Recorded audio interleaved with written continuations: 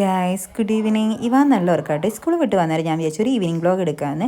അങ്ങനെ പോയി ഫ്രഷ് ആയി വന്ന് മുറ്റൊക്കെ അടിച്ച് വാരി. ഞങ്ങളെ മുറ്റം 2 നേരം അടിച്ച് തരുന്നുണ്ടോ, കാരണം മാവും കൊന്നയൊക്കെ ഉള്ളതിനെ കൊണ്ട് എപ്പോഴും ഇല തൊഴിഞ്ഞു കിടക്കും. അതുകൊണ്ട് 2 നേരം അടിച്ച് വരണം. അങ്ങനെ ഞാൻ അതൊക്കെ അടിച്ച് വാരിന് ശേഷം ഞാനും ദയാനും കൂടി ചെടിയൊക്കെ ഒന്ന് നനച്ച്, ദയാൻ എൻ്റെ അടുത്ത് വന്ന് നിൽക്കുന്നുണ്ട് കേട്ടോ.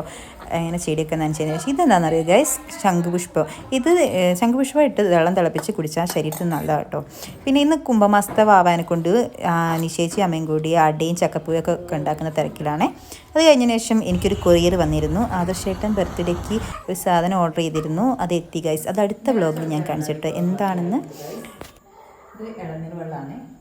പരിപ്പുവട, ഉള്ളിവട, ചക്കപ്പൂക്ക്, കാളൻ ചിക്കൻ കറി, അട, മീൻ പൊരിച്ച ചോറ് ഒക്കെ ആയിരിക്കും. അങ്ങനെ അതൊക്കെ നേർച്ച കൊടുത്തതിന് ശേഷം ഞങ്ങളും കഴിച്ചു തുടങ്ങി. അങ്ങനെ അതൊക്കെ കഴിച്ചതിന് ശേഷം പോയി കിടന്നുറങ്ങി. ഇഷ്ടപ്പെട്ടാൽ ലൈക്ക് ചെയ്യണേ, ഷെയർ ചെയ്യണേ, സബ്സ്ക്രൈബ് ചെയ്യണേ.